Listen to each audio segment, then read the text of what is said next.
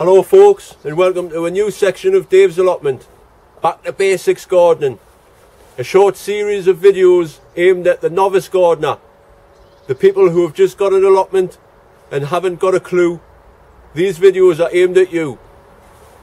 On each video I'll be showing you how to go about getting the garden from a bare patch of land to how you want it. So without further ado, I'll get the kettle on. I'll see you in a bit. Right, that's better. That's the first tip for you. Get the kettle on. First job, always. Anyway, like I say, this is going to be a series of short videos for the novice gardener. I've noticed lately on Facebook, social sites, you know, a lot of gardening sites, and there's people who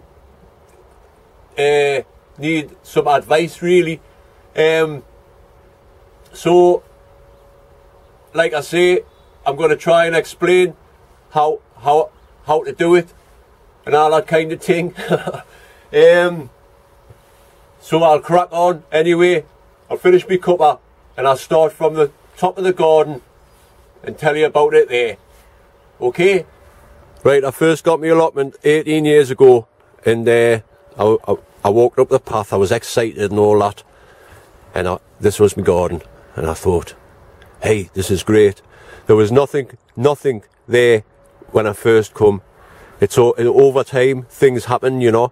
But like I say, when you first get offered your garden, depending on how long the waiting list is, back then when I first got mine, the waiting list, there was no waiting list, but I know a couple of people, there's a couple down the bottom there, they waited 12 years for a garden, and it's only a half-size garden, but I'll get onto that later on.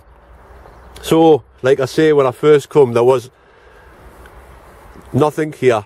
There wasn't a path down or anything. It was all weeds. It hadn't been worked for a while, but and there was a little tiny shed right at the bottom where my shed is now. So my first thought, what do I do here? Well, you dig. You just get your spade out and dig, see what the land's like. Once you've sorted out everything, so basically you dig as much as you can everywhere. The whole garden needs to be dug. That's the first step. Then you want to get yourself a path that goes from your door, obviously from your door, and straight down the path, straight down to where your shed is. And then you've got two good size bits of land to work on each side of the garden. If that makes any sense. It's pointless having, well, I'll show you next door here. His garden's like half the size of mine here, right? And there's far too many paths. There's more path than what there is land. Now if I was him, I would have dug the whole thing over, had a path right up the middle, straight to his sheds at the bottom there. And that's a waste of land. You want to utilise as much land as you can, really.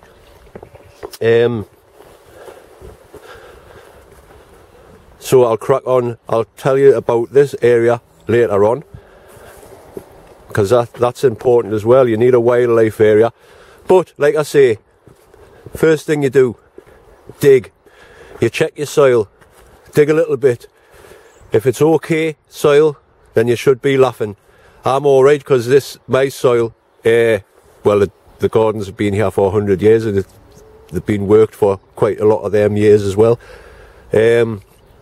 So like I say, my soil's fantastic. But if you do have clay soil or really bad like mare's tail, you want to think about getting another garden. If you can't get another garden, I would suggest praying to the gods. But like I say, that's the first stage of getting a new garden. Get all the land dug over, all the weeds out.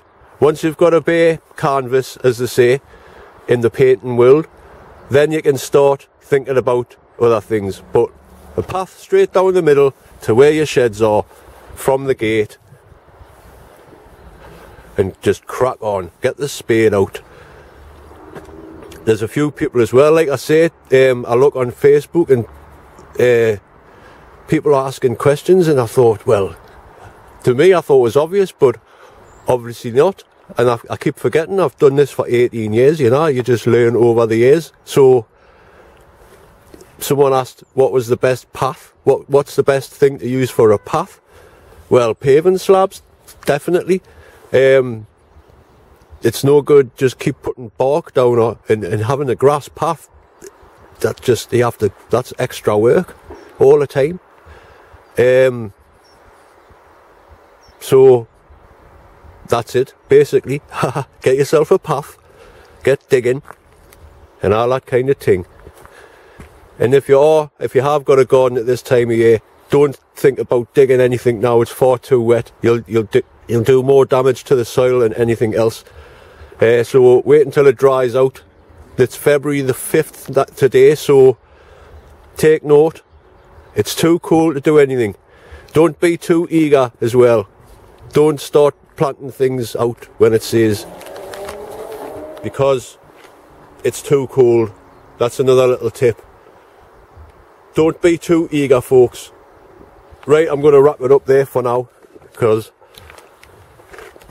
I don't want to keep these going for too long. So I hope that helps anybody.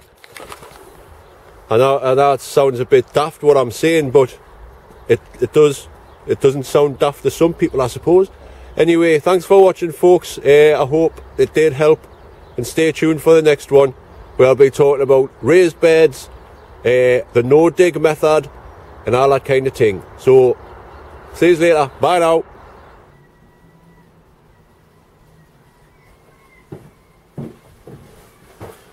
Hello folks, I'm back. I just shut the greenhouse door there because it's a bit cold. That last video that was just on there was filmed, as you know, on the 5th of February. Now, it's the 26th of February today, and it's still bitter cold because it is still winter. So, like I was saying on the last video, don't be too eager. There's plenty of time yet, especially, like, you know, up here in the northeast of England. Plenty time, plenty time.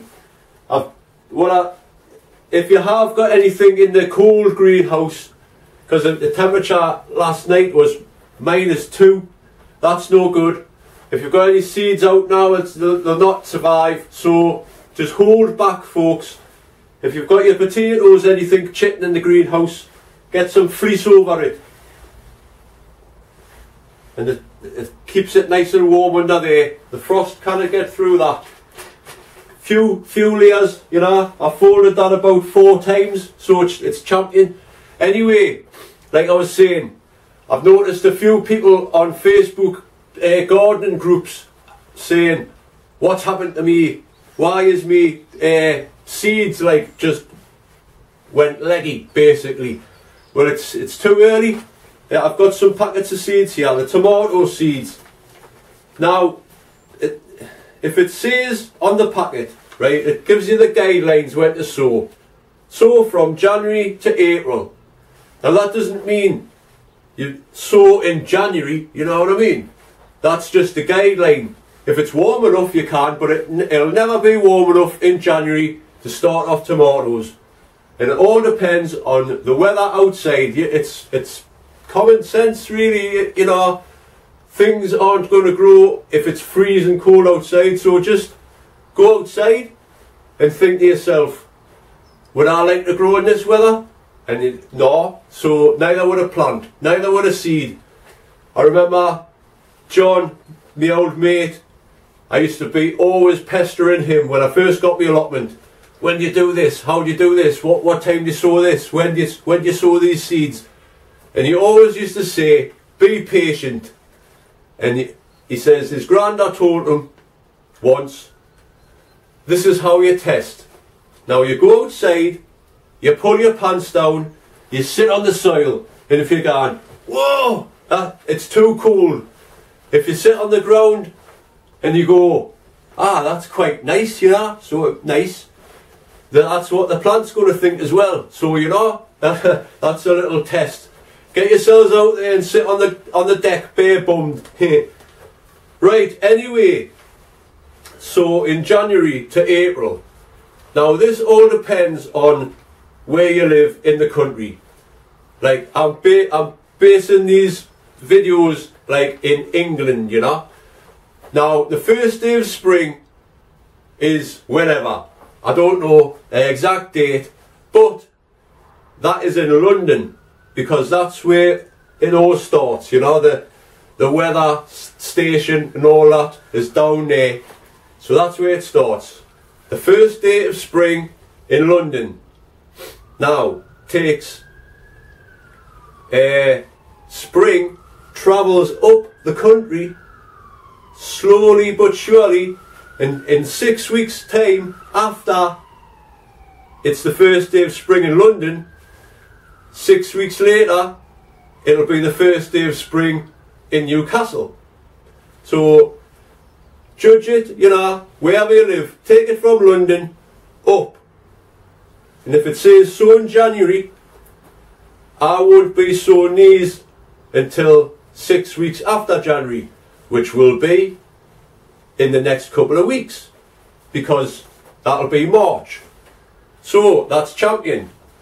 That's my best tip I can give you. Spring travels up the country.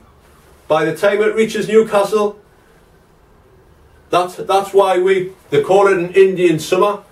We'll always get nice weather in September. That's because it's still summer. And down in London, it's autumn, you see. So anyway, like I say, don't be too eager. It's still freezing cold outside. It's been trying to snow. It has been snowing, in fact. So hold tight, folks. Don't sweat it. Rome wasn't built in a day. Mother Nature knows when things start to grow.